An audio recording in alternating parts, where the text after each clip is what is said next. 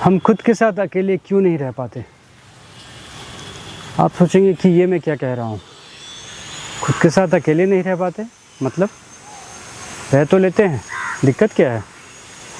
लेकिन नहीं, आप अगर गौर से खुद को ऑब्ज़र्व करेंगे और देखेंगे तो पता चलेगा कि आखिर मामला क्या है। जब भी कभी हम फ्री होते हैं, हमारे पास कोई काम नहीं होता है, तो आप ऑब्ज़र्व करेंगे कि जैसे ही हम फ्री हुए, हम तुरंत कहीं ना कहीं अपने आप को स्टिक कर लेते हैं। जैसे कि अगर मैं अपने आप को फ्री महसूस कर रहा हूँ, तुरंत मैं फ़ोन निकाल लूँगा या फिर कोई बुक खोल लूँगा या फिर टीवी ऑन कर लेंगे, या फिर हम में मंचिंग की आदत बहुत है। मंचिंग मतलब ओवर ईटिंग। फ्री होते ही खाना स्टार्ट कर देंगे, भले ही हमें भूख हो या ना हो, लेकिन हम खाना स्टार्ट कर देते हैं अपने आप को खुद को इंगेज रखने के लिए, खुद को इंगेज करने के लिए। और ये हमें थोड़ा प्लेजरेबल भी लगता है। तो इस तरह से हम अपने आप को किसी न किसी चीज़ के साथ इंटैंगल्ड कर लेते हैं। ये होता क्यों है? ये हमारी कंडीशनिंग ऐसी हो गई है कि हम बिना सोचे समझे हम अपने आप को किसी न किसी चीज़ से जोड़ लेते हैं। एक्चुअली में इंसान हर एक काम जो वो करता है संसार में, वो शांति के लिए करता है। आप अगर महसूस करें तो हर एक काम वो किसी न किसी चीज़ से मुक्त होने के लिए करता है, जिसको करने से उसे अल्टीमेटली शांति मिलती है। पर हम एक्चुअली में मुक्त होना नहीं चाहते हैं, हमें फंसे रहना ही पसंद है। अगर हमें मुक्त होना अच्छा लगता, पसंद होता, तो शायद हम फ्री होते ही किसी न किसी चीज़ से स्टिक नहीं होते। और ये सब कुछ हम लोग अनकॉन्शियसली करते हैं। आपको लगेगा एक बार को सुन करके कि सब मैं सोच समझ के ही तो करता हूँ। जब मैं टीवी ऑन कर रहा हूँ या फिर मोबाइल निकाल रहा हूँ तो मैं सोच करके ही तो निकालता हूँ। लेकिन नहीं, ये सब हम बिना सोचे समझे अनकॉन्शियसली करते रहते हैं। इसीलिए जब हद से ज़्यादा टाइम बीत जाता है तो हमें महसूस होता है कि अरे यार, हमने इतना समय बर्बाद कर दिया। ये क्यों होता है?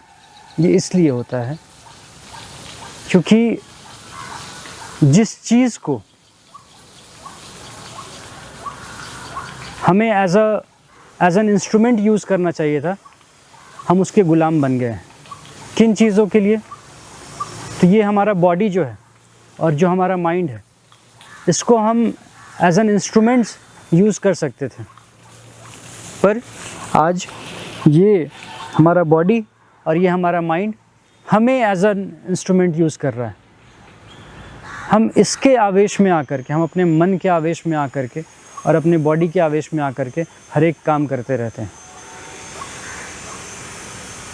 तो अगर हम इसको ऑब्ज़र्व करना स्टार्ट करें तो धीरे धीरे क्या होगा कि हमारी कंपल्शन, हम बिना सोचे समझे जो फ़ोन निकाल लेते हैं या फिर फ्री बैठे तो घास उखाड़ने लगते हैं, टीवी ऑन कर लेते हैं, खाने लग जाते हैं। अगर हम इन चीज़ों पे विचार करें और सोचें तो धीरे धीरे तो हमारी बॉडीली कंपल्शंस ख़त्म होती जाएंगी। साथ ही साथ इसके बाद मान लीजिए अगर मेरा फ़ोन निकालने लग गया और हम रुक जाते हैं वहीं पे और फ़ोन नहीं निकालते, तो हो सकता है दूसरे ही पल दूसरा विचार आए कि शायद टीवी ऑन कर ले, और फिर आप वो भी स्किप कर जाते हैं। तो शायद मन में आए कि मैं कुछ खा लेता हूँ, और फिर वो भी स्किप कर जाते हैं। धीरे धीरे क्या होगा कि हमारी ये थॉट्स भी जो है, जो मन का प्रक्रिया है, वो भी धीरे धीरे डिज़ोल्व होते चले जाएंगे। और then comes the real freedom.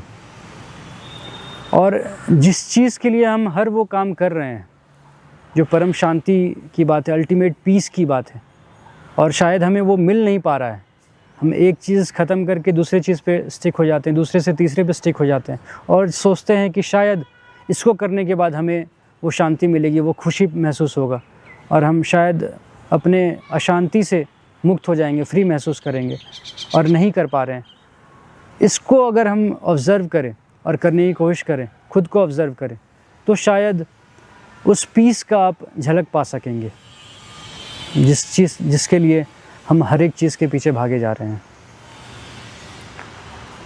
और जब हम ऐसा कर पाएंगे, हम अपने इस बॉडी और अपने माइंड को कॉन्शियसली यूज़ कर पाएंगे एज एन इंस्ट्रूमेंट, तो हम देखेंगे कि हमारे जीवन में क्या बदलाव आती है। और फिर हम जो वर्षों से कोशिश करते रहते हैं कि हमें ये करना था, ये भी करना था, लेकिन हम कर नहीं पा रहे हैं, हम अपने आदतों से उभर नहीं पा रहे हैं। हमें जिम जाना था, हमें कुछ खेलना था, हमें कुछ इंस्ट्रूमेंट सीखना था, म्यूज़िक सीखना था, और हम सीख नहीं पा रहे हैं, कुछ क्रिएटिव कर नहीं पा रहे हैं।